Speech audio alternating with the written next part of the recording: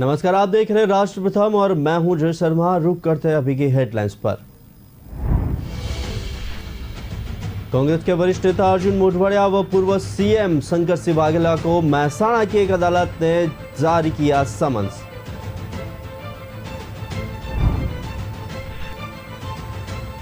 अरुणाचल प्रदेश के राज्यपाल बीडी मिश्रा ने राजभवन में आयोजित एक समारोह में मंगलवार को मेघालय के राज्यपाल पद की शपथ ली।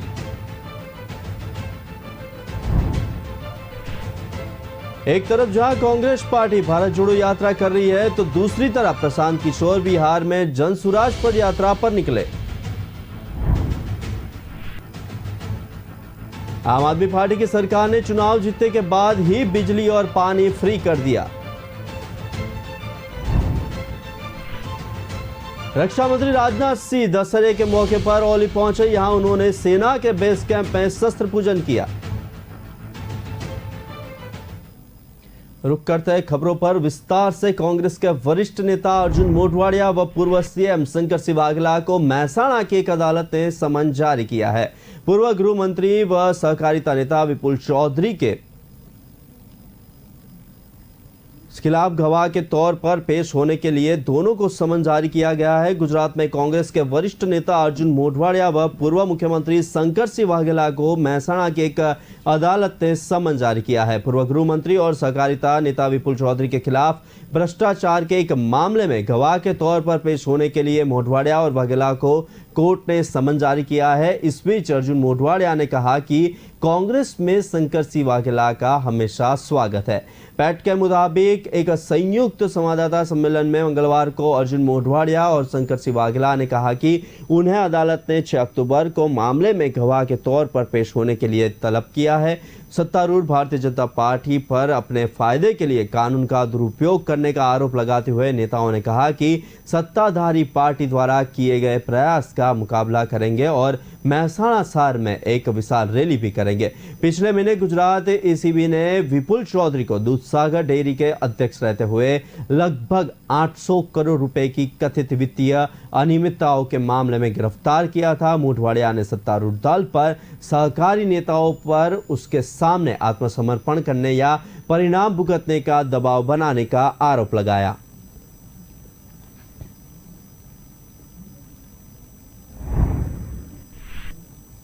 गुजरात में कांग्रेस विधायकों के इस्तीफे की अटकलों के बीच सौराष्ट्र के विसावदर सीट से कांग्रेस विधायक हर्षद रिबड़िया ने अपनी विधानसभा की सदस्यता से इस्तीफा दे दिया है। आगामी दिनों में वे भाजपा में शामिल हो सकते हैं। गुजरात में कांग्रेस विधायकों के इस्तीफा की अटकलों के बीच सौराष्ट्र की विसावदर सीट से कांग्रेस विधायक हर्षद रिबड़िया ने अपनी विधानसभा की सदस्यता से इस्तीफा दे दिया है। आगामी दिनों में वे भाजपा में शामिल हो सकते हैं। सौराष्ट्र के करीब आधा दर्जन कांग्रेस विधायकों के पार्टी व विधानसभा की सदस्यता से इस्तीफा देकर भाजपा में शामिल होने की अटकलों के बीच मंगलवार को विसावदर सीट से विधायक हर्षद रिबड़िया ने अपना इस्तीफा विधानसभा अध्यक्ष नीमाबेन आचार्य को सौंप दिया है। विधानसभा अध्यक्ष ने हर्षद का इस्तीफा स्वीकार कर लिया है। आगामी 2-3 दिन में उनके भाजपा में शामिल होने की संभावना भी जताई जा रही है।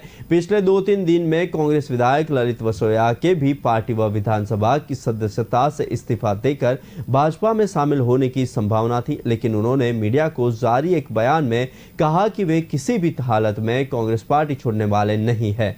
मीडिया में उनके बारे में गलत अफवाहें चलाई जा रही है। सौराष्ट्र की विसावदर सीट पूर्व मुख्यमंत्री केशुभाई पटेल की परंपरागत सीट रही है। केशुभाई लगातार इस सीट से विधानसभा का चुनाव जीतते आ रहे हैं। उनके बाद हर्षद भाई इस सीट से लगातार चुनाव जीत रहे हैं।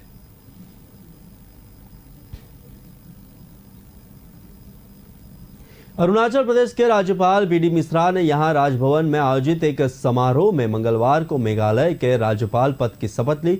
अरुणाचल प्रदेश के राज्यपाल मिश्रा को मेघालय के राज्यपाल का अतिरिक्त प्रभार सौंपा गया। वे 2017 से अरुणाचल प्रदेश के राज्यपाल है। भारतीय सेना के पूर्व ब्रिगेडियर मिश्रा ने सत्यपाल मलिक की जगह ली है। मेघालय के राज्यपाल रहे मलिक का कार्यकाल 3 अक्टूबर को पूरा हो गया था। शपथ समारोह में विधानसभा अध्यक्ष मेतबा लिंगदोद और वरिष्ठ मंत्री मौजूद रहे थे। मेघालय के मुख्यमंत्री कोनराड के संगमा ने उन्हें बधाई देते हुए ट्वीट किया, मिश्रा जी को मेघालय के राज्यपाल का कार्यभार संभालने की बधाई।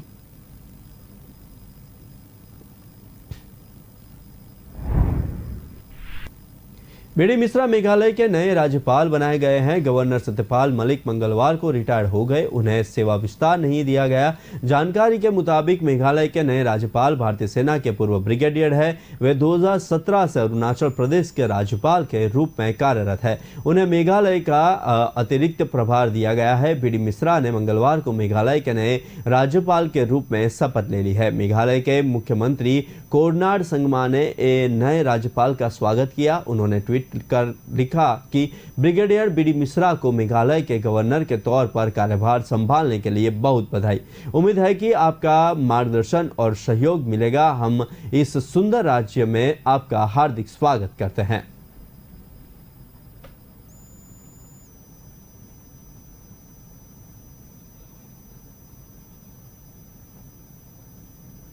एक तरफ जहां कांग्रेस पार्टी भारत जोड़ो यात्रा कर रही है, तो दूसरी तरफ प्रशांत किशोर बिहार में जनसुराज पदयात्रा पर निकले हैं।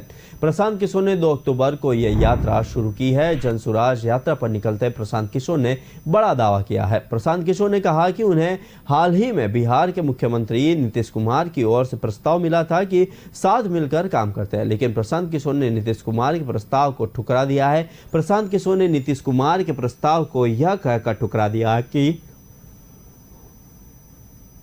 वे 3500 किलोमीटर की पदयात्रा पर निकले हैं। पश्चिमी चंपारण के जमुनिया गांव में बोलते हुए प्रशांत किशोर ने कहा कि मैं पटना में हाल ही में नीतीश कुमार से मिला था। दोनों नेताओं के बीच हुई इस मुलाकात के बाद कई कयास लगाए जा रहे थे, लेकिन दोनों ही ओर से इस बारे में कोई स्पष्ट बयान नहीं दिया गया है।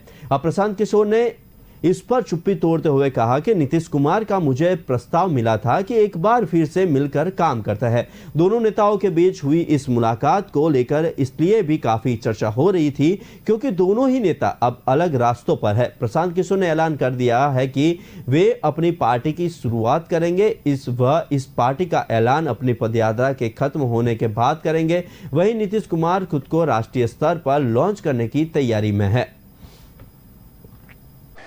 डॉक्टर के लड़के हैं, अपनी बुद्धि से देश भर को जीत कर आए हैं।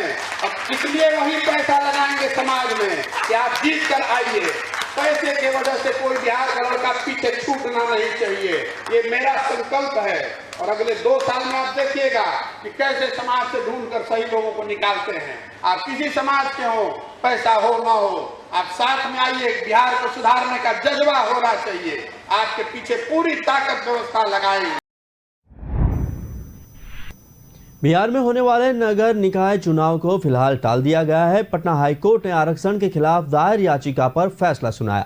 नगर निकाय चुनाव में ओबीसी आरक्षण पर पटना हाईकोर्ट ने रोक लगा दी है। उच्च न्यायालय ने फैसला सुनाते हुए कहा कि नगर निकाय चुनाव में ओबीसी आरक्षित सीटों को सामान्य में अधिसूचित कर चुनाव कराए जाएंगे। इसके साथ ही कोर्ट ने कहा कि निर्वाचन आयोग अगर चुनावी की तारीख आगे बढ़ाना चाहती है तो बढ़ा सकती है। चीफ जस्टिस संजय करोल को और एस कुमार की बेंच ने पटना हाईकोर्ट में यह फैसला सुनाया है। आपको बता दें कि राज्य निर्वाचन आयोग ने चुनावी कार्यक्रम जारी करते हुए लोकल निकायों के लिए 10 अक्टूबर को पहले चरण के मतदान की तारीख तय की थी। इसके साथ ही 12 अक्टूबर को पहले चरण की मतगणना की तारीख तय की गई थी। वहीं 20 अक्टूबर को दूसरे चरण की वोटिंग का समय निर्धारित किया गया था। इसके साथ ही 22 अक्टूबर को मतगणना की तारीख तय की गई थी। पटना हाईकोर्ट के फैसले के अब नगर निकाय के चुनावों पर संकट की तलवार लटक रही है।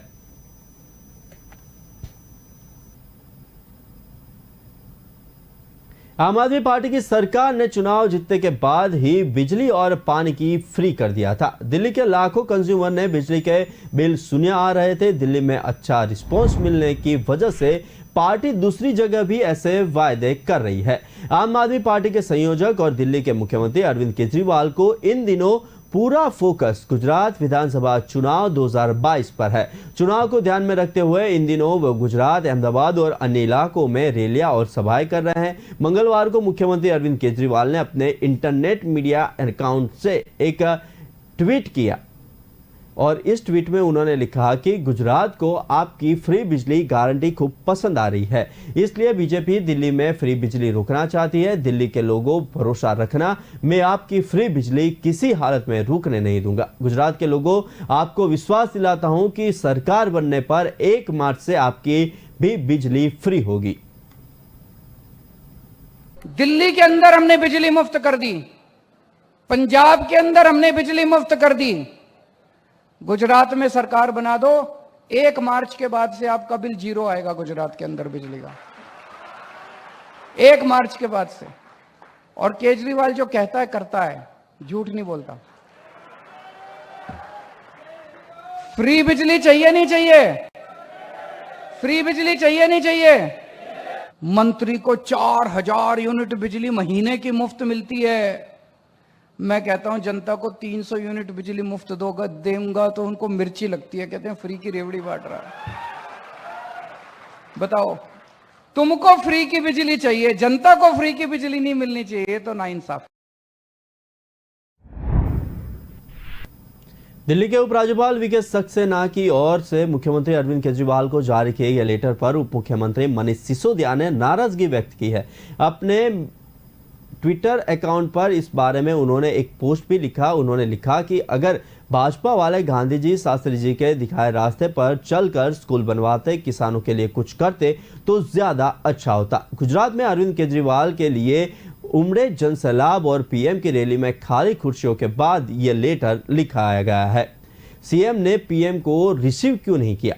उन्होंने सीएम और उनके मंत्रियों पर गांधी और शास्त्री की जयंती मनाने की प्रति पूरी तरह उपेक्षा करने का आरोप भी लगाया। राष्ट्रपति के आने की प्रतीक्षा किए बिना ही वे कार्यक्रम स्थल से चले भी गए। 5 पन्ने की चिट्ठी में उपराज्यपाल ने कहा कि केजरीवाल, सिसोदिया और सामान्य प्रशासन विभाग के प्रभारी मंत्री से अनुमोदन के बाद ही राष्ट्रपति और उपाध्यक्ष को कार्यक्रम में लिए आमंत्रित किया गया था।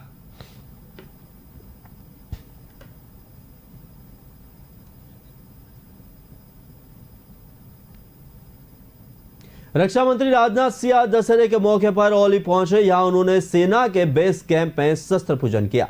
राजनाथ आज चीन सीमा पर स्थित अग्रिम चौकी पर सेवा व आईटीबीपी के जवानों के साथ विजयदशमी मना रहे हैं। रक्षा मंत्री गए मंगलवार को 2 दिवसीय कार्यक्रम के तहत देहरादून पहुंचे। जीटीएस हेलीपैड पहुंचने पर मुख्यमंत्री पुष्कर सिंह धामी, भाजपा प्रदेश अध्यक्ष महेंद्र भट्ट, सांसद एवं पूर्व केंद्रीय शिक्षा मंत्री डॉक्टर रमेश पोखरियाल निशंक एवं सैनिक कल्याण मंत्री गणेश जोशी ने उनका स्वागत किया।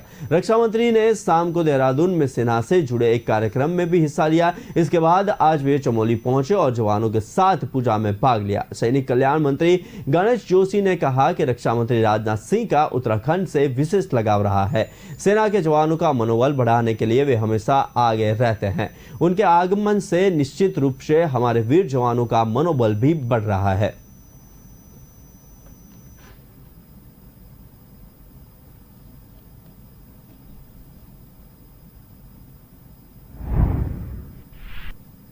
आज पूरे देश में विजयादशमी का त्यौहार मनाया जा रहा है। यह त्यौहार असत्य पर सत्य के जीत की प्रतीक के रूप में हर वर्ष अश्विन माह के शुक्ल पक्ष की 10वीं तिथि को मनाया जाता है। पौराणिक मान्यताओं के अनुसार इस तिथि पर भगवान राम ने लंका नरेश और महान ज्ञानी रावण को युद्ध में परास्त करके वध किया था। इसके अलावा इसी तिथि पर मां दुर्गा ने महिषासुर नाम के दैत्य का संहार किया था। इसी कारण से विजयादशमी का त्यौहार हर वर्ष रावण, मेघनाथ और कुंभकर्ण के पुतले का दहन करके मनाया जाता है। दशहरे के दिन पंडालों में स्थापित मां दुर्गा की पूजा का समापन हो जाता है। अयोध्या ज्योतिष शास्त्र के मुताबिक साल भर में कुछ ऐसे त्यौहार आते हैं जिनमें किसी भी तरह का शुभ कार्य बिना मुहूर्त देखे किया जा सकता है। दशहरा की तिथि यानी अश्विन माह के शुक्ल पक्ष की 10वीं तिथि को एक अबूझ मुहूर्त माना जाता है। अबूझ मुहूर्त में सभी तरह के शुभ कार्य, शुभ खरीदी और अनुष्ठान किए जा सकते हैं। इस अबूझ मुहूर्त में शुभ कार्य करना बहुत ही फलदायी होता है। इस बार विजयादशमी पर रवि, शुक्रमा और ध्रुति योग भी बन रहे हैं। ज्योतिष में इन योगों का बहुत ही शुभ माना गया है। जैसे कि इस पर्व के नाम से ही स्पष्ट होता है कि यह तिथि विजय की मानी जाती है। दशहरे का त्यौहार असत्य पर सत्य की जीत का प्रतीक है।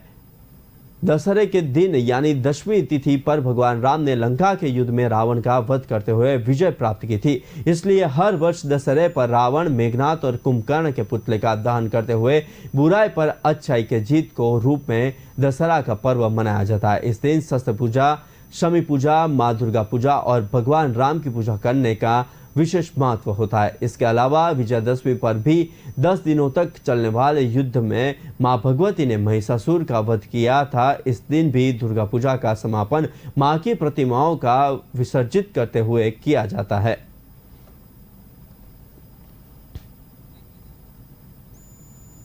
वक्त हुआ एक छोटे से ब्रेक का, लेते एक ब्रेक। बस शुरू करने की बात है, फिर सपने बोलते हैं क्या करना है, किसके साथ आगे बढ़ना है, जो कहीं नहीं मिलता उसे कहाँ ढूंढना है। बस शुरू करने की बात है, उसके लिए जो भी चाहिए अपनी दुकान Amazon पर सब मिल जाएगा। शांति, तुम्हारे नए गेस्ट हाउस के पहले guest. Hello, Do you have Wi-Fi here? It will be there tomorrow. Amazon, नई शुरुआतों की अपनी दुकान। रात के 2 बजे, दिन के 12 बज गए। Say goodbye to the 1950s की टेक्नोलॉजी वाले मेमोरी फोम मैट्रेस को। Meet India's first and only smart grade mattress. इसकी patented technology, there's softness that relaxes your pressure points and firmness that supports your back. Memory foam है बकवास. The Sleep Company mattress is log on to the sleepcompany.in. हर चीज का भाव बढ़ गया है। दूध 5 रुपए से, सेब 30 रुपए से, पेट्रोल का भाव तो बीपी बढ़ा देता है। इस टॉमी का भी भाव बहुत बढ़ गया है। चिल माचा, शुक्र है रैपिडो ऑटो के भाव तो नहीं बढ़े। ऑटोज में सबसे किफायती और आपके घर तक भी best price assured. Forget metre, enjoy every kilometre. Reliance Jio ने आखिरकार 5G सेवाओं के रोल आउट की घोषणा कर दी। दूरसंचार कंपनी दशहरा समारोह के तहत परीक्षण के आधार पर केवल 4 शहरों में 5G शुरू कर रही है। पंजाब के मुख्यमंत्री भगवंत मान ने कहा कि गैंगस्टर आप सरकार के 6 महीने में पैदा नहीं हुए, बल्कि कांग्रेस और अकाली दल की सरकारों ने उनका संरक्षण किया। मुख्यमंत्री योगी आदित्यनाथ 4 दिवसीय दौरे पर गोरखपुर आए हुए हैं। उन्होंने नवरात्रि और विजयदशमी बड़ी धूमधाम से गोरखनाथ मंदिर में मनाई। आगामी विधानसभा और लोकसभा चुनाव को देखते हुए मध्य प्रदेश में हलचल तेज हो चली है। एक तरफ जहां कांग्रेस नेता राहुल गांधी की भारत जोड़ो यात्रा नंबर में मध्य प्रदेश में दाखिल होगी। दिल्ली के उपराज्यपाल वीके सक्सेना ने बिजली सब्सिडी मामले में कथित अनियमितताओं की जांच के आदेश दिए।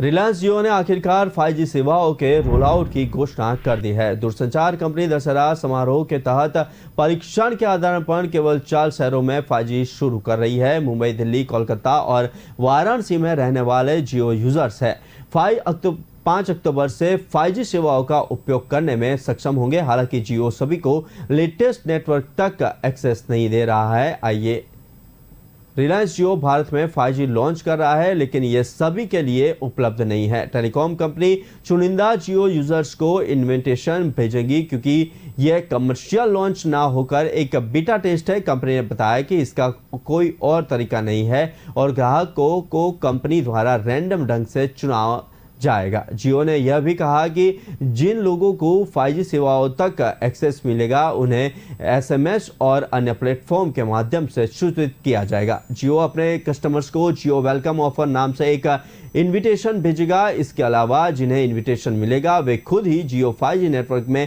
अपग्रेड हो जाएंगे। इसका मतलब है कि लोगों को भारत में लेटेस्ट और सबसे तेज नेटवर्क को एक्सेस करने के लिए अपने मौजूदा जियो सिम का 5G को बदलने की ज़रूरत नहीं होगी। रिलायंस जियो ने कंफर्म किया है कि कस्टमर्स को 1 Gbps स्पीड के साथ अनलिमिटेड 5G डेटा मिलेगा।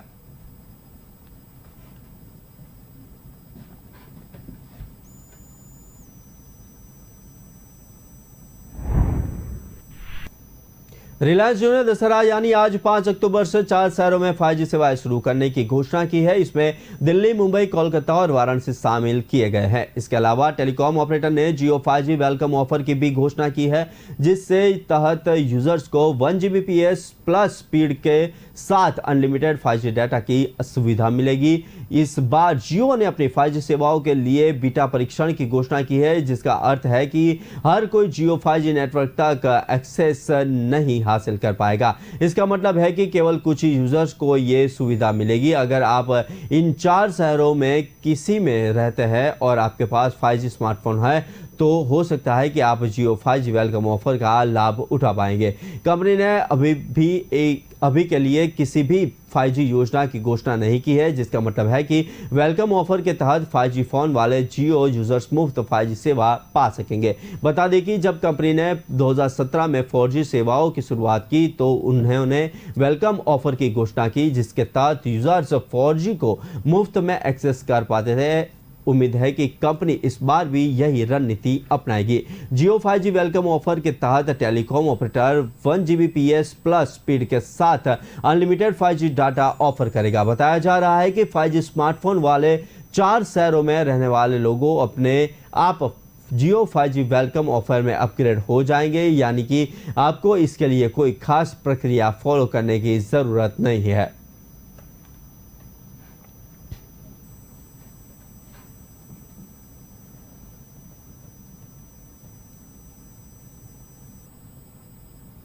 पंजाब के मुख्यमंत्री भगवत मान ने कहा कि गैंगस्टर आप सरकार के 6 महीने में पैदा नहीं हुए, बल्कि कांग्रेस और अकाली दल की सरकारों ने उनका संरक्षण किया। मान ने आगे कहा कि इन पार्टियों और उनके नेताओं ने युवाओं को बंदूकें सौंपकर उन्हें अपने निहित स्वार्थों के लिए इस्तेमाल किया।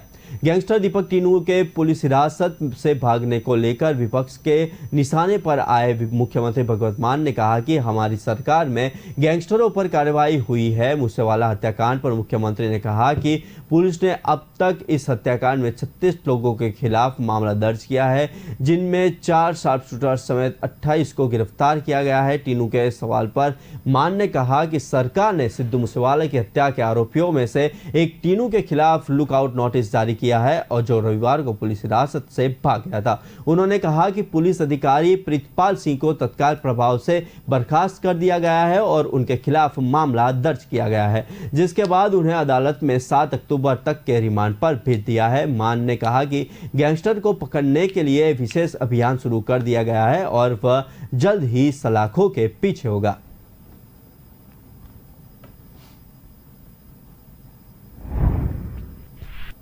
पंजाब विधानसभा का 27 सितंबर से 3 अक्टूबर तक चल रहा सत्र विवादों से घिरा रहा। विवादों के बीच इस सत्र में नई राहें भी खुले। विधानसभा के इतिहास में यह पहला ऐसा सत्र था जब प्रश्नकाल हुआ ही नहीं, इसके साथ ही सत्र में अंतिम दिन शून्यकाल अंतिम के कुछ क्षणों के लिए हुआ। वही भगवत मान पंजाब के दूसरे ऐसे मुख्यमंत्री बने जो सदन में विश्वास प्रस्ताव लाए।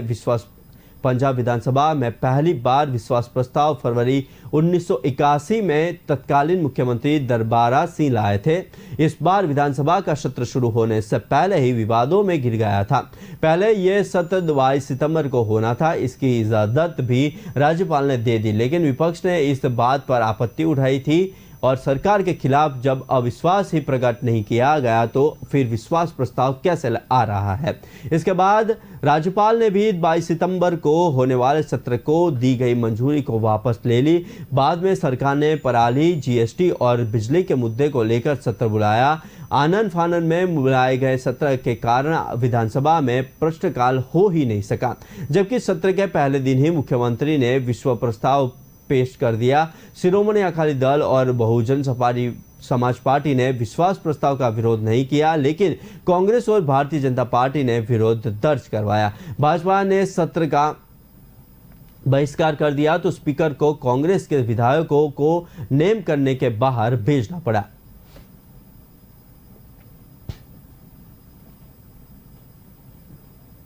मुख्यमंत्री योगी आदित्यनाथ 4 दिवसीय दौरे पर गोरखपुर आए हुए हैं। उन्होंने नवरात्रि और विजयादशमी बड़ी धामधूम से गोरखनाथ मंदिर में मनाई।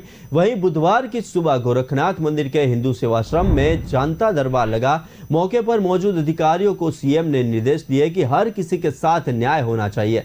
जनता दर्शन में खड़ी संख्या में जमीन जायदाद और इलाज के मामले आए हैं। मुख्यमंत्री ने जनता दर्शन में मौजूद अधिकारियों को जमीन की समस्या का समाधान जल्द से जल्द करने का निर्देश दिया गया है। साथ ही इलाज के लिए धन की मांग लेकर आए लोगों पर विशेष ध्यान देने को कहा गया है। उन्होंने अधिकारियों से कहा कि आगे बढ़कर वे ये सुनिश्चित करेंगे कि किसी भी व्यक्ति का इलाज धन के अलावा में रूप में न पाए। बहुत से लोग जमीन के विवाद का मामला लेकर पहुंचते थे। इसके अलावा बहुत से इलाज के लिए धन देने के सिफारिश कर रहे थे। उन्होंने 100 से अधिक लोगों की समस्या सुनी।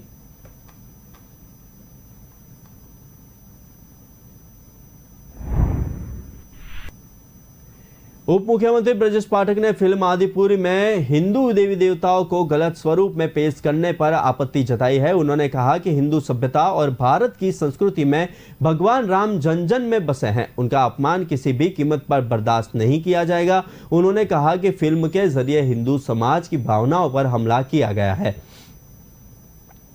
इसकी जितनी भी निंदा की जाए उतनी कम है। उन्होंने फिल्म में हनुमान जी के गेटअप को लेकर भी फिल्म प्रबंधन को फटकार लगाई थी। कहा, फिल्म के जरिए लगातार भारतीय संस्कृति को बाधित और बदलने का प्रयास हो रहा है। हिंदू राष्ट्रपति और संस्कृति और विरासत पर हमें गर्व है। उन्होंने कहा कि संत समाज ने जो कहा है उस पर गंभीरतापूर्वक ध्यान देने की जरूरत है। संत समाज हिंदू समाज की रक्षा के लिए है। आदिकाल के शंकराचार्य पीठों की स्थापना हुई जब आक्रांताओं ने हमने किए थे, जब भी इन्हीं अखाड़ों के माध्यम से हिंदू संस्कृति की रक्षा की गई थी।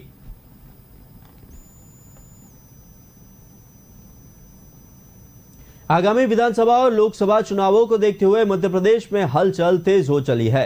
एक तरफ जहां कांग्रेस नेता राहुल गांधी की भारत जोड़ो यात्रा नवंबर में मध्य प्रदेश में दाखिल होगी, वहीं दूसरी तरफ पीएम मोदी और अमित शाह अक्टूबर में प्रदेश का दौरा करेंगे। इसके अलावा जनवरी में केंद्र सरकार प्रदेश में प्रवासी भारतीय दिवस सम्मेलन और राज्य सरकार इन्वेस्टर मीट के जरिए चुनावी माहौल तैयार करेगी। राहुल गांधी की भारत जोड़ो यात्रा नवंबर महीने के अंत में आने की उम्मीद है। कांग्रेस नेताओं की माने तो प्रियंका गांधी उज्जैन में भी भारत जोड़ो यात्रा में शामिल हो सकती है। तय कार्यक्रम के अनुसार भारत जोड़ो यात्रा बुरहानपुर से मध्य प्रदेश में 24 से 25 सितंबर को प्रवेश करेगी। राहुल गांधी की इस यात्रा से मध्य प्रदेश से 5 उप यात्राएं जुड़ेगी। इस उप यात्राओं की जिम्मेदारी कांग्रेस के नेताओं को दी गई है। खंडवा, इंदौर, उज्जैन, आगरा, मालवा में ये सभी उप यात्राएं भारत जोड़ो यात्रा में जुड़ेगी।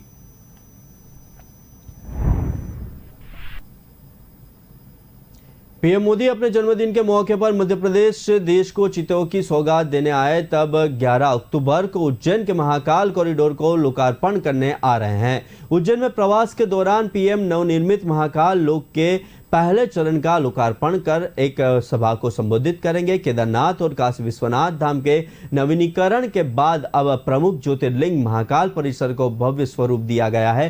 पीएम ने इस कार्यक्रम के बाद प्रवासी भारतीय सम्मेलन और कैन बेतवा लिंक परियोजना के भूमि पूजन कार्यक्रम में भी पीएम को मध्य प्रदेश में बुलाने की तैयारी की जा रही है। जबकि दूसरी तरफ 1.25 माह के अंतराल के बाद ही गृह मंत्री शाह का मध्य प्रदेश दौरा ही तय हो गया है। इसके पहले 21 अगस्त को केंद्रीय मंत्री अमित शाह ने राजधानी भोपाल पहुंचकर 4 राज्यों के मुख्यमंत्रियों के साथ मध्य क्षेत्रीय परिषद की बैठक में भाग लिया था। इस दौरान उन्होंने सत्ता और संगठन के दिग्गज नेताओं से प्रदेश को लेकर फीडबैक लिया था। इस बीच 16 अक्टूबर को एक बार फिर ग्वालियर आ रहे हैं। वे यहां कई कार्यक्रम में शामिल होंगे। इसके अलावा प्रदेश के संगठन के नेताओं से चर्चा भी करेंगे। चुनाव को देखते हुए भाजपा हाईकमान का पूरा फोकस चुनावी राज्यों पर है। इसके चलते संगठन के केंद्रीय पदाधिकारियों ने भी अपने प्रवास तेज कर दिए हैं। राष्ट्रीय सह संगठन महामंत्री शिव प्रकाश की रतलाम, उज्जैन और भोपाल की यात्राएं अभी चल रही है।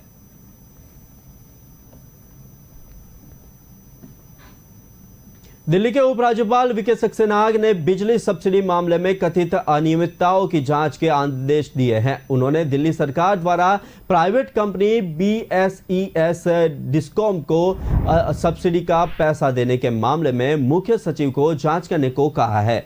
LG ने मुख्य सचिव को रिपोर्ट 7 दिन में सौंपने को कहा है। LG कार्यालय ने सूत्रों के मुताबिक वरिष्ठ वकीलों और न्यायविदों को सहित शिकायतकर्ताओं ने बिजली कंपनियों को सब्सिडी भुगतान में गड़बड़ी का आरोप लगाते हुए शिकायत की थी, जिसके बाद अब LG ने इस मामले में जांच के आदेश दिए हैं।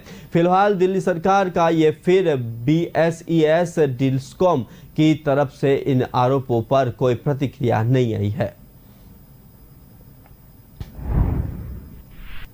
आम आदमी पार्टी और बीजेपी के बीच खींचतान का दौरा नया नहीं है। शराब नीति को लेकर दोनों पार्टियां एक दूसरे को निशान बना चुकी है। अब दिल्ली के LG विनय सक्सेना ने मुख्य सचिव को उन आरोपों की जांच करने को कहा है, जिनके मुताबिक बिजली वितरण कंपनियों को सब्सिडी राशि भुगतान में अनियमितता बरती गई है। LG ने 7 दिनों के भीतर चीफ सेक्रेटरी से रिपोर्ट मांगी थे। इसी मुद्दे पर आप आदमी पार्टी ने नेता सौरभ भारद्वाज ने बीजेपी पर हमला बोला। सौरभ भारद्वाज ने कहा कि हर बड़े त्योहार पर बीजेपी वाले बड़ा संकट खड़ा करते हैं, यह त्योहार खराब करते हैं। बीजेपी द्वारा मनोनीत उपराज्यपाल ने बीजेपी के षड्यंत्र में हिस्सा लेते हुए वो काम किया है, जिसका बीजेपी कई सालों से प्रयास कर रही थी। बीजेपी का प्रयास देखा जा रहा है कि गरीब तबके के लिए जहां जहां सब्सिडी या सुविधाएं मिल रही है उसे रोका जाए।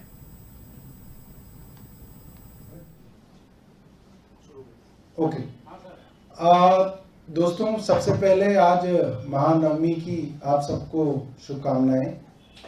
और पता नहीं क्या भारतीय जनता पार्टी को समस्या है कि हर बड़े त्योहार पे ये कोई ऐसा संकट खड़ा करते हैं कि आपको और हमको प्रेस कॉन्फ्रेंस करनी पड़ती है। पिछली बार जन्माष्टमी इन्होंने खराब की, आज जो है नवमी खराब की, बीच में भी कई त्योहारों पे इस तरीके से ये कर रहे हैं।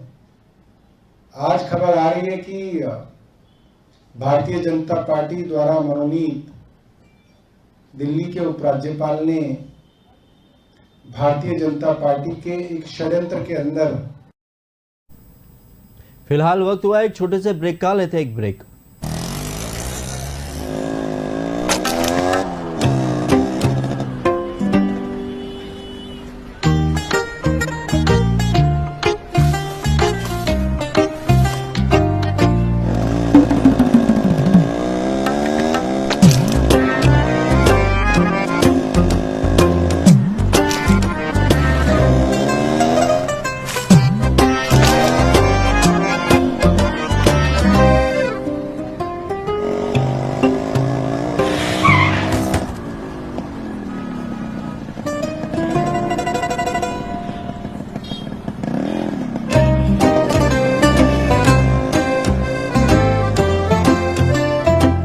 जब सोच सुंदर होगी तभी तो देश सुंदर होगा।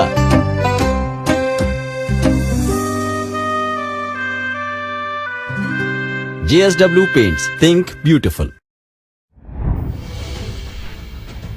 महाराष्ट्र के पूर्व गृह मंत्री और एनसीपी नेता अनिल देशमुख को बड़ी राहत मिली। बॉम्बे हाईकोर्ट ने अनिल देशमुख को जमानत दे दी।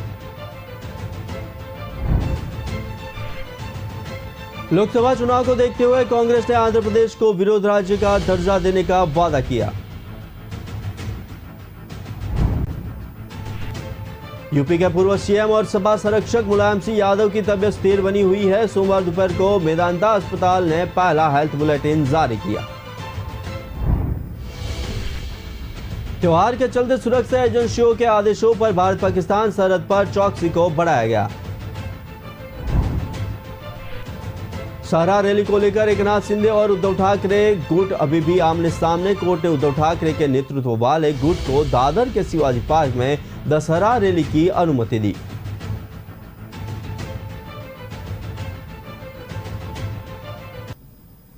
महाराष्ट्र के पूर्व गृह मंत्री और एनसीपी नेता अनिल देशमुख को बड़ी राहत मिली है। बॉम्बे हाईकोर्ट ने अनिल देशमुख को जमानत दे दी है। अनिल देशमुख को यह जमानत ईडी द्वारा दायर मनी लॉन्ड्रिंग केस में मिली है। बॉम्बे हाईकोर्ट ने उन्हें 1 लाख रुपए के निजी मूलचले पर जमानत दी है। एनसीपी नेता अनिल देशमुख को अभी जेल में ही रहना पड़ेगा। दरअसल उन्हें ईडी द्वारा दायर केस में मिली है। उन्होंने सीबीआई द्वारा दायर केस के चलते अभी जेल में ही रहना पड़ेगा। अनिल देशमुख की जमानत याचिका मामले में सुप्रीम कोर्ट ने पिछले हफ्ते बॉम्बे हाई कोर्ट द्वारा याचिका 8 महीने से लंबित रखने पर नाराजगी जताई। सुप्रीम कोर्ट ने हाई कोर्ट को निर्देश दिया कि 1 हफ्ते के भीतर जमानत याचिका पर सुनवाई कर फैसला किया जाए। देशमुख ने सुप्रीम कोर्ट में अर्जी दाखिल कर कहा था कि बॉम्बे हाई कोर्ट में उनकी जमानत याचिका पर सुनवाई नहीं हो रही है। इस मामले में 2 जज पहले ही सुनवाई से खुद को अलग कर चुके हैं। सुप्रीम कोर्ट ने लगाई थी फटकार। सुप्रीम कोर्ट ने हुई सुनवाई के दौरान जस्टिस डीवाई चंद्रचूड़ ने कहा था कि कोई भी व्यक्ति जो जमानत के लिए अर्जी दाखिल करता है उसे शीघ्र सुनवाई की अपील होती है, मगर इस सुनवाई को 8 महीने तक लंबित रखना जमानत के न्याय विरुद्ध है, अनुरूप नहीं है।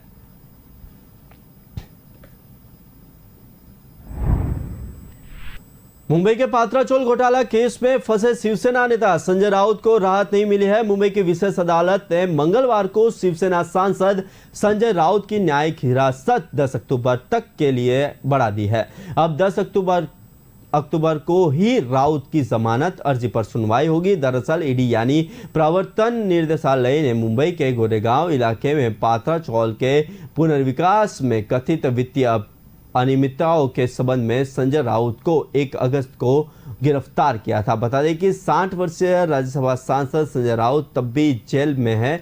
इतना ही नहीं, ईडी यानी प्रवर्तन निर्देशालय ने पिछले महीने पूरक आरोप पत्र दाखिल किया था, जिसमें संजय राउत को मामले में आरोपी बनाया गया था। कोर्ट ने पूरक आरोप पत्र पर संज्ञान लिया, जिनमें उनका नाम धन शोधन के एक मामले में आरोपी के रूप में लिया गया है। राउत ने जमानत के लिए धन शोधन निवारण अधिनियम मामलों की विशेषता अदालत का रुख किया था। लोकसभा चुनाव को देखते हुए कांग्रेस ने आंध्र प्रदेश को विशेष राज्य का दर्जा देने का वादा किया है। कांग्रेस ने कहा कि अगर 2024 के लोकसभा चुनाव में उनकी सरकार आती है तो वो आंध्र प्रदेश को विशेष श्रेणी के राज्य का दर्जा देगी। कांग्रेस के वरिष्ठ नेता जयराम रमेश ने कहा कि कांग्रेस ने 2014 में आंध्र प्रदेश के विभाजन के दौरान जो वादा किया था उसे पूरा करेंगे। बता दें कि कांग्रेस नेता राहुल गांधी के नेतृत्व में निकाली जा रही भारत जोड़ो यात्रा 18 अक्टूबर को आंध्र प्रदेश में प्रवेश करने वाली है। यात्रा की तैयारियों को जायजा लेने के बाद जयराम रमेश पार्टी नेता ओमान चांडी और दिग्विजय सिंह पत्रकारों के साथ बातचीत कर रहे थे। उन्होंने आगे कहा कि अगर 2024 में हमारी सरकार बनती है तो पार्टी का ही कोई नेता प्रधानमंत्री बनता है तो पहला हस्ताक्षर आंध्र प्रदेश को विशेष राज्य का दर्जा देने पर होगा। जयराम रमेश ने कहा कि राहुल गांधी ने तो वादा किया है, मैं उसी को दोहरा रहा हूं। कांग्रेस नेता ने विश्वास के साथ कहा कि 2024 में कांग्रेस केंद्र में सरकार बनाएगी। उन्होंने कहा कि कांग्रेस के बिना कांग्रेस में किसी भी सरकार नहीं बन सकेगी।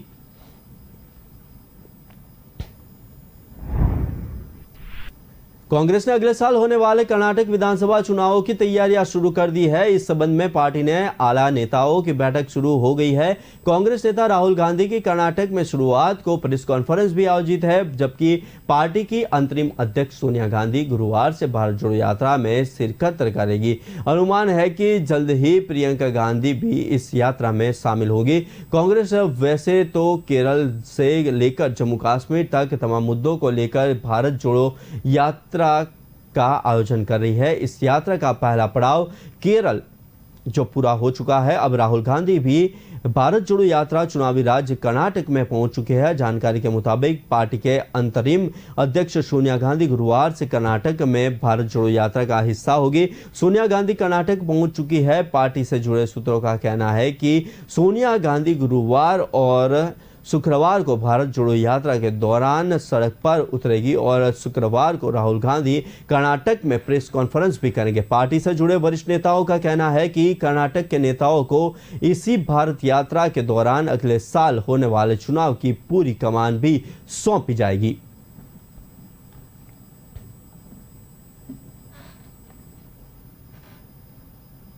यूपी के पूर्व सीएम और सपा संरक्षक मुलायम सिंह यादव की तबियत स्थिर बनी हुई है। सोमवार दोपहर को मेदांता अस्पताल ने पहला हेल्थ बुलेटिन भी जारी किया। इसमें सिर्फ इतना बताया गया कि वे सीसीयू यानी क्रिटिकल केयर यूनिट में एडमिट है। स्पेशल डॉक्टरों की टीम उनका ट्रीटमेंट कर रही है। रविवार शाम को मुलायम सिंह की तबियत ज्यादा बिगड़ गई थी, उसके बाद उन्हें सीसीयू में वेंटिलेटर पर रखा गया।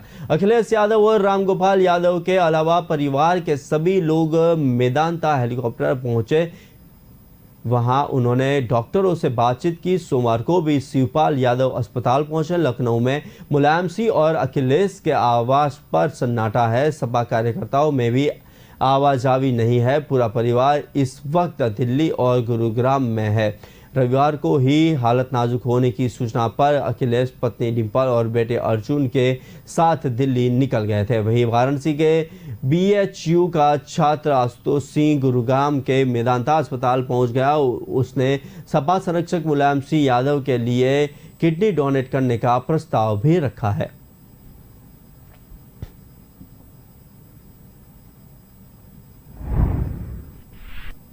समाजवादी पार्टी के संरक्षक मुलायम सिंह यादव का स्वास्थ्य खराब होने की खबर के बाद उनके समर्थन और करीबी चिंता में डूबे हैं।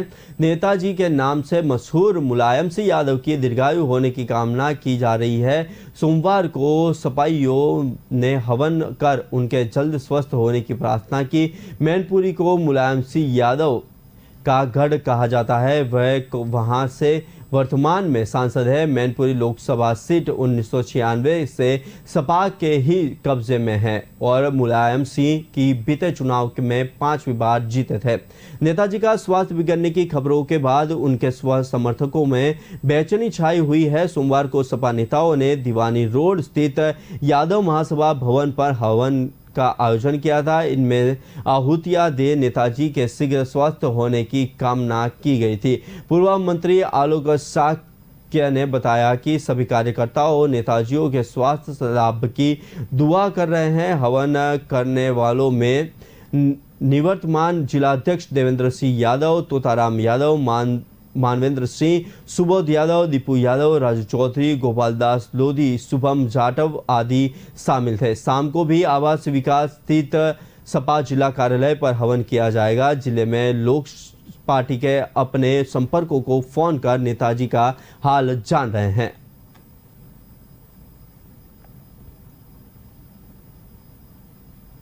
त्योहारों के चलते सुरक्षा एजेंसियों के आदेशों पर भारत पाकिस्तान सरहद पर चौकसी को बढ़ाया गया है। इसके बावजूद पाकिस्तान में बैठे तस्कर व शरारती तत्व लगातार ड्रोन को भारतीय सरहद में भेज रहे हैं। सोमवार मंगलवार की रात पाकिस्तानी तस्करों की ओर से की गई एक और कोशिश को बॉर्डर सिक्योरिटी फोर्स ने जवानों ने बेनकाब किया है। मिली जानकारी के अनुसार अमृतसर सेक्टर के अंतर्गत अजनाला के आने वाली बीओपी पुरानी सुंदरगढ़ में ड्रोन की मूवमेंट दिखी। रात 2:30 के करीब बटालियन 183 के जवान गश्त पर थे। इस दौरान जवानों ने ड्रोन की आवाज़ सुनी। जवान आवाज़ सुनते ही जवानों ने फायरिंग करके ड्रोन को वापस पाकिस्तान खदेड़ दिया। जवानों ने इसकी जानकारी अपने सीनियर अधिकारियों को दी।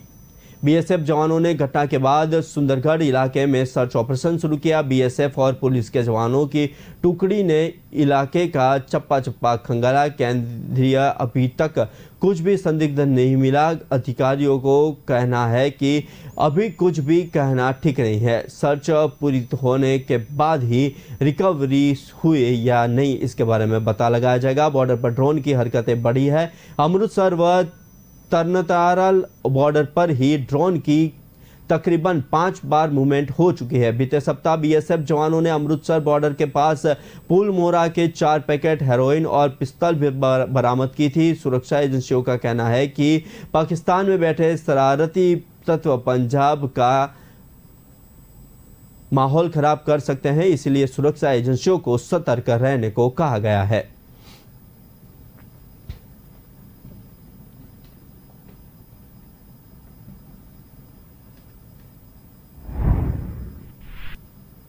पंजाब में गुरदासपुर जिले के डेरा बाबा नानक सेक्टर में 5 बार पाकिस्तान की तरफ से ड्रोन ने भारतीय सीमा में घुसपैठ की।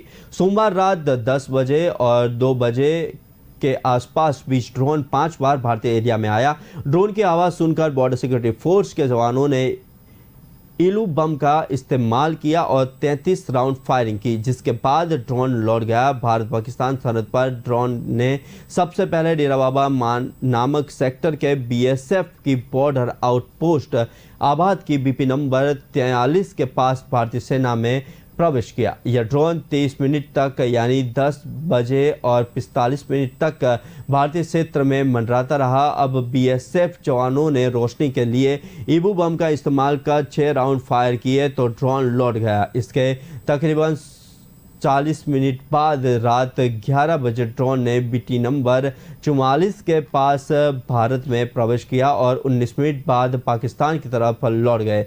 रात 12 बजे के आसपास इस स्थान से ड्रोन दोबारा भारतीय सेना में दाखिल हुआ। बीएसएफ जवानों के 13 राउंड फायरिंग और 2 इलू बम चलाए तो ड्रोन 19 मिनट बाद पाकिस्तान की तरफ लौट गया।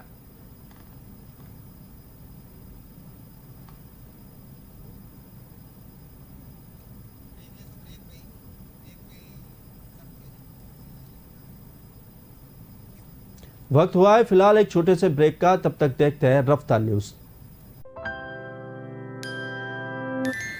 दीदी अब ऐसे ऑटो लेने कहाँ तक जाओगी?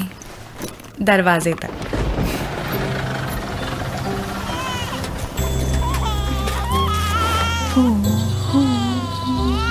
जो सोचे जो चाहे वो करके दिखा दे।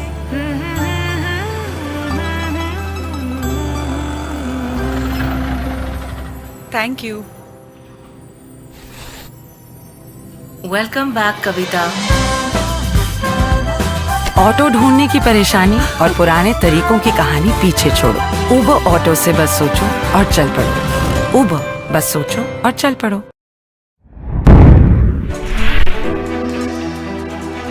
यूक्रेन के प्रमुख शहर लाइमेन में रूसी सैनिकों के शव सड़कों पर पड़े नजर आ रहे हैं, जबकि यूक्रेनी सैनिकों के शव को हटा लिया गया है। यूक्रेनी बलों के द्वारा घेरे जाने के डर से रूसी सैनिकों ने सप्ताहांत में लाइमेन शहर छोड़ दिया था। इस बीच यूक्रेन के राष्ट्रपति व्लादिमीर ज़ेलेंस्की ने कहा कि उनके देश की सेना ने रूसी नियंत्रण वाले कई शहरों को फिर से कब्जे में ले लिया है। रूसी सांसद के ऊपरी सदन फेडरेशन काउंसिल ने मंगलवार को पूर्वी डोनेट्स्क और लुहांस्क दक्षिणी किर्सान और झापेरियाजा क्षेत्र में अपने देश का हिस्सा बनाने संबंधी सहमतियों को मंजूरी दे दी। नीचे सदन में पिछले सप्ताह क्रिमिनल ऑर्केस्ट्रेट एक्शन पर सहमति संग्रह के बाद उन पर मुहर लगा दी थी। रूसी राष्ट्रपति व्लादिमीर पुतिन इन संधियों पर जल्दी अंतिम मुहर लगा सकते हैं। चारों क्षेत्र यूक्रेन के अंतर्राष्ट्रीय मान्यता प्राप्त क्षेत्र का प्रतिशत 18% है। रूस यूक्रेन युद्ध के बीच प्रधानमंत्री नरेंद्र मोदी ने मंगलवार को रातों बीच ज़ेलेंस्की से फोन पर बात की। पीएम मोदी से बातचीत के दौरान ज़ेलेंस्की ने कहा कि यूक्रेन रूसी संघ के वर्तमान राष्ट्रपति के साथ कोई बातचीत नहीं करेगा। ज़ेलेंस्की ने यूक्रेन के संप्रभुता और क्षेत्रीय अखंडता के लिए भारत के समर्थन के लिए भी प्रधानमंत्री मोदी को धन्यवाद दिया। यूक्रेन के राष्ट्रपति ज़ेलेंस्की ने भी पीएम मोदी को हालिया बयान के महत्व पर जोर दिया कि अब युद्ध का समय नहीं है। मंगलवार को ज़ेलेंस्की और पुतिन के बीच हुई बातचीत में यूक्रेन में चल रहे संघर्ष पर चर्चा हुई। पीएम मोदी ने यूक्रेन के राष्ट्रपति से वार्ता और कूटनीति के जरिए जंग का रास्ता निकालने की बात कही। उन्होंने ज़ेलेंस्की की शत्रुता को जल्दी खत्म करने और बातचीत और कूटनीति के रास्ते पर चलने की जरूरत दोहराई।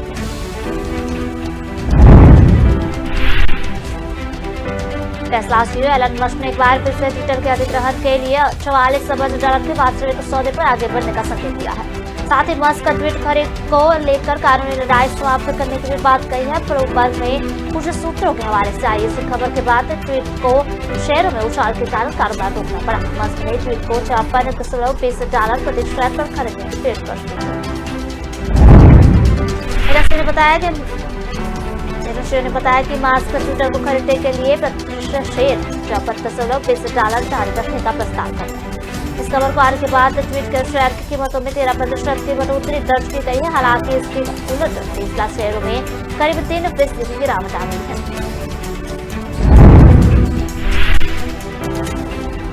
रूस की एक अदालत ने LGBT सामग्री हटाने में विफल रहने के लिए मंगलवार को टिकटॉक पर जुर्माना लगा दिया। मेस्को ने टास्क की जुला अदालत ने रूसी नियामक की शिकायत के बाद शॉर्ट वीडियो शेयरिंग प्लेटफॉर्म को 30 लाख रूपये जुर्माना करने का आदेश दिया है, जिनकी बाइट डांस लिमिटेड की कंपनी टिकटॉक ने इस बारे में अभी कोई प्रतिक्रिया व्यक्त नहीं की है।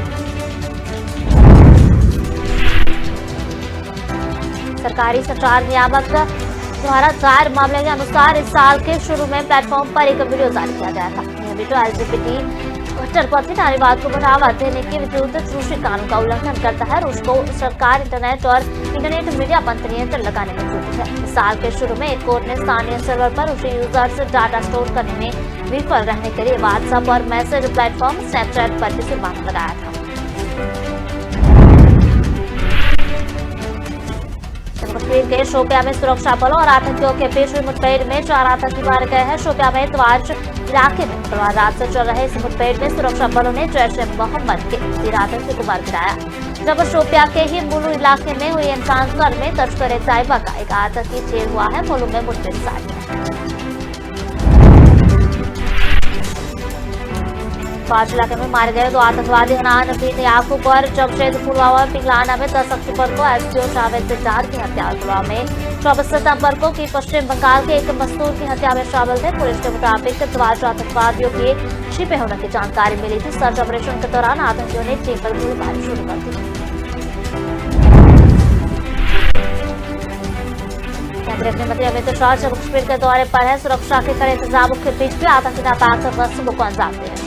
मंगलवार रात शोपियां जिले में सुरक्षा बलों और आतंकियों के बीच जमकर गोलीबारी। खबर है कि इस दौरान जैश-ए-मोहम्मद के 3 दहशतगर्दों को ढेर कर दिया गया है। वहीं मुलू में मुठभेड़ में एक आतंकी मारा गया है। शाह 3 दिनों के दौरे पर सोमवार रात जम्मू और कश्मीर पहुंचे थे।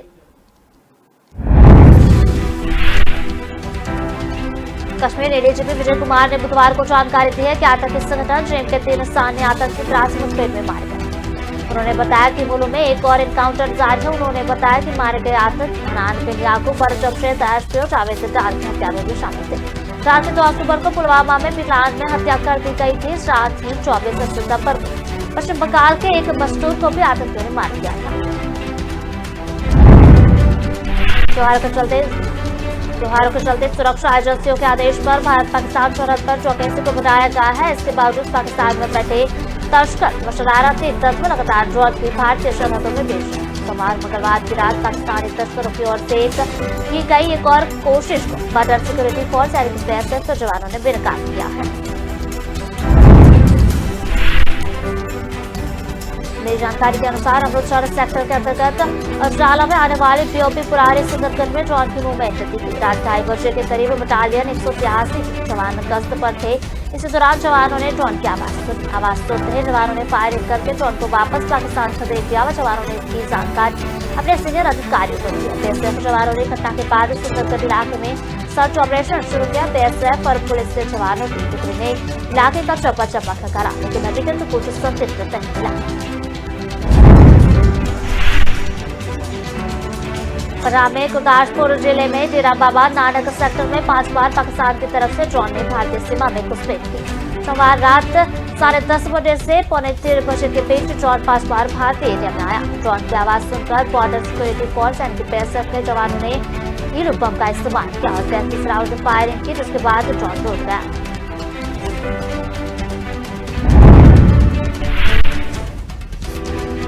भारत पाकिस्तान सरहद पर ड्रोन ने सबसे पहले डेरा बाबा नामक सेक्टर BSF की बॉर्डर आउटपोस्ट अभद डिब्बी नंबर 43 के पास भारतीय सीमा में प्रवेश किया। ड्रोन 23 मिनट यानी कि 10:42 तक भारतीय क्षेत्र में मंडराता रहा, जब BSF जवानों ने रोशनी की लिए टीलू बम का इस्तेमाल कर 6 राउंड फायरिंग की तो ड्रोन लौट गया।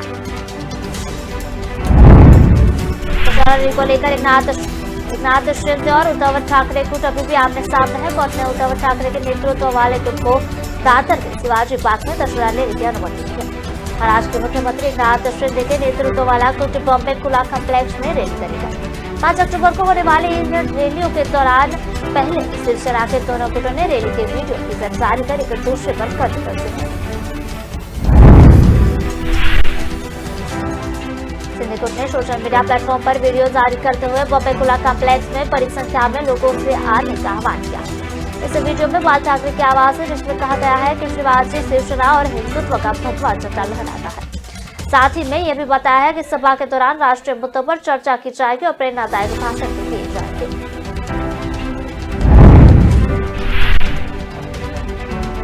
शिवसेना ने प्रतिद्वंदी खेमे के रूप में आगामी दशहरा रैली के लिए 5 अक्टूबर को अपनी कमर कस ली है। मुख्यमंत्री एकनाथ शिंदे रविवार को बांद्रा-कुर्ला कॉम्प्लेक्स में मैदान में तैयारियां लेने जायजा लिए जाएंगे। बॉम्बे हाईकोर्ट ने उद्धव ठाकरे के शिवाजी पार्क में मैदान में अपनी जनसभा आयोजित करने की अनुमति दी है, जबकि शिंदे कोर्ट इसके बाद केस मैदान में आयोजित करेगा।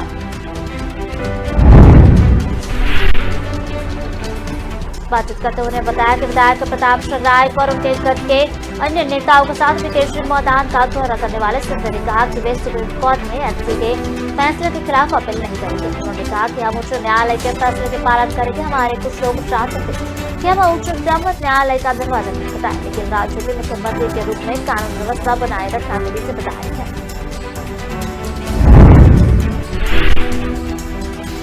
राजस्थान में 2023 के विधानसभा चुनाव अब नजदीक है। अब से ठीक एक साल बाद 2023 में अक्टूबर के महीने चुनाव के लिए आचार संहिता लागू की जाएगी। ऐसे में कांग्रेस और बीजेपी दूर रही नजर राजस्थान पर है। कांग्रेस के नेता लगातार यहां सरकार रिपीट करने की बात कर रहे हैं।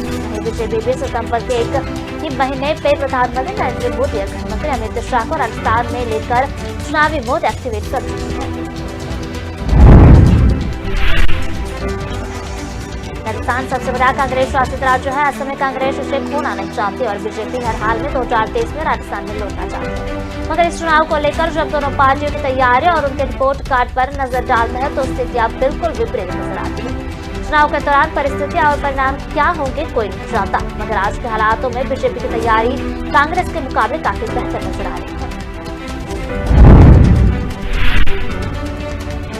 राजस्थान में कांग्रेस का सियासी संग्राम अभी थमा नहीं है। मुख्यमंत्री अशोक गहलोत और पूर्व मुख्यमंत्री सचिन पायलट ने विधायकों को अपने अपने पक्ष में नामजद करने में जुटा है। उम्मीद है कि गहलोत के इस्तीफे की पेशकश पर फैसला कांग्रेस अध्यक्ष चुनाव के बाद होगा। उधर विधायक दल की बैठक में नहीं जाकर समांतर बैठक करने और विधानसभा अध्यक्ष डॉक्टर सीपी जोशी को इस्तीफे सौंपने वाले विधायकों के बारे में अब तक कोई निर्णय नहीं हुआ है। विधानसभा अध्यक्ष के चुप के बीच इस्तीफे की संख्या और विधायनी को लेकर संशय बरकरार है। गहलोत खेमा 102 विधायकों के समर्थन और 92 विधायकों द्वारा इस्तीफे दिए जाने की बात कर रहा है। वही विधानसभा अध्यक्ष के आवास पर जाने वाले 9 विधायकों से कहा गया है कि उनसे संसदीय कार्य मंत्री शांति धारीवाल और मुख्य सचेतक महेश जोशी के लिए एक कागज पर हस्ताक्षर करवाए थे, लेकिन उन्होंने इस्तीफा नहीं दिया, जिस पर कागज पर उन्होंने हस्ताक्षर किए जाने से वो पद नहीं सकेंगे।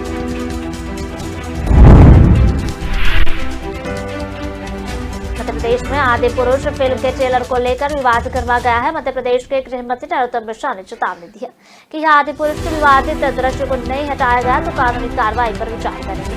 उन्होंने कहा कि वह खुद फिल्म के निर्माता ओम राउत को पत्र लिखेंगे, आपत्तिजनक दृश्य को दूर करने को कहेंगे। बॉलीवुड अभिनेता सैफ अली खान और प्रभास की फिल्म आदि पुरुष का 3D टीजर जारी होने वाला है। सबसे श्री राम की नगरी अयोध्या में ओम राउत के निर्देशन में बन रही फिल्म 2D टीजर जारी किया गया है। तभी से मेकर्स का सोशल मीडिया पर आलोचना का सामना करना पड़ रहा है। फिल्म के पोस्टर जारी होने के बाद से ही फिल्म में प्रभास और सैफ अली खान के लुक को ट्रोल किया जा रहा है। आदि पुरुष टीजर ने 10 टन्स को निराश कर दिया है। ओम राउत द्वारा निर्देशित पहले टीजर भगवान राम के रूप में प्रभास, रावण के रूप में सैफ अली खान और सीता के रूप में कृति सेनन और लक्ष्मण के रूप में सनी सिंह है। टीजर को 2 अक्टूबर को उत्तर प्रदेश के अयोध्या में एक भव्य कार्यक्रम में लॉन्च किया गया था। हालांकि टीजर अब भी गलत कारणों से चर्चा में है। फिलहाल खबरों में बस इतना है, लेकिन विस्तार से खबरें पढ़ने के लिए आप हमारे वेबसाइट का भी प्रयोग कर सकते हैं। हमारी वेब का पता है www.kalamkartavya.com। हमारी कलम ही हमारा कर्तव्य है के उद्देश्य के साथ देश और दुनिया की खबरों के साथ आप राष्ट्रप्रथम के साथ जुड़े रहे। नमस्कार।